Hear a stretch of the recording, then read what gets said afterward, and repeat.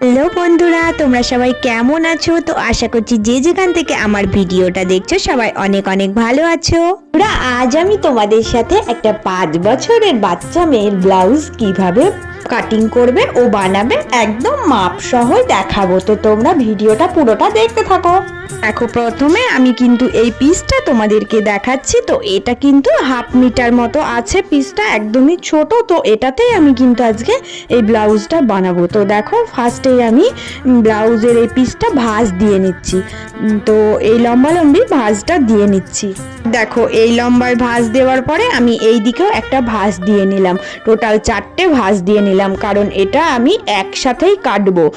তো দুটো পার্ট একসাথেই বার করে নেব। তো দেখো, এই লম্বাতে 13 ইঞ্চি মতো আছে, তো হয়ে যাবে। আর এই দিকে দেখো যতটা লাগবে আমার, তো তোমাদের দেখাচ্ছি কাঁধের দিকটা কিন্তু আমি 5.5 ইঞ্চিতে পয়েন্ট করব।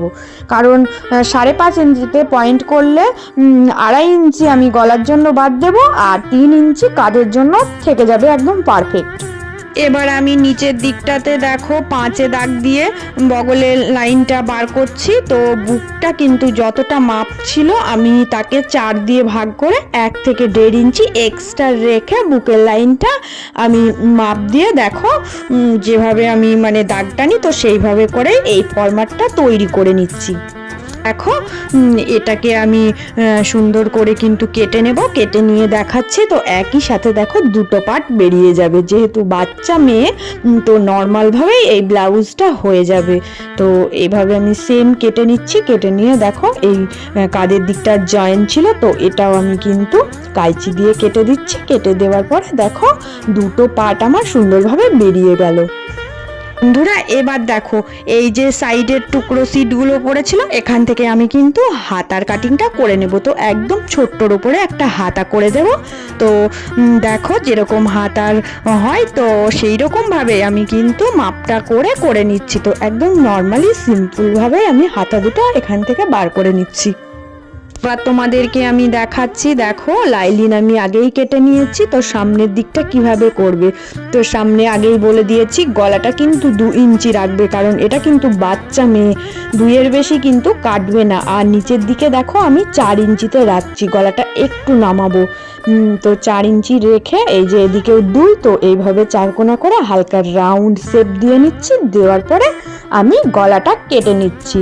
তো দেখো, লাইলিনটা ফার্স্টে আমি কেটে নিলাম। নেওয়ার পরে এবার মেন ফেব্রিকটার উপরে বসাবো। বসিয়ে আমি এই সামনের পার্টটাও সেমভাবে কেটে নেব।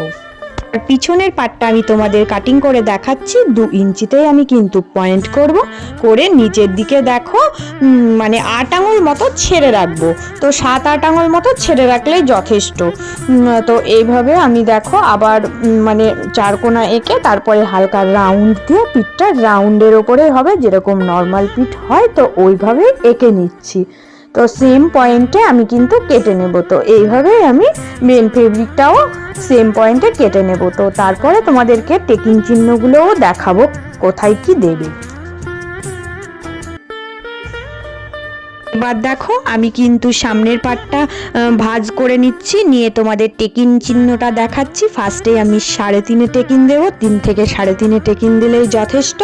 এবার উপরের দিকে আমি 4-এ পয়েন্ট করব। করে কিন্তু ত্রিভুজ চিহ্ন করে দেখো টেকিং চিহ্নটা আঁকছি। তো 1/2 ইঞ্চি মুড়ে দিলেই হয়ে যাবে, বাচ্চা মেয়ে বেশি মোড়ার দরকার নেই। তো এইভাবে নর্মাল টেকিং দিয়েই কিন্তু এই ব্লাউজগুলো হয়ে যায়। আর পিছনের পার্টটা দেখাচ্ছি। তো পিছনের পার্টটা সেম 3.5 পয়েন্ট করে উপরে কিন্তু 4-এ পয়েন্ট করে দেব, তাহলে কিন্তু যথেষ্ট। তো এইভাবেই কিন্তু আমি দেখো টেকিং চিহ্নগুলো এঁকে নিচ্ছি, কারণ এই ব্লাউজগুলো একদম নর্মালি হয় সিম্পলের ওপরে।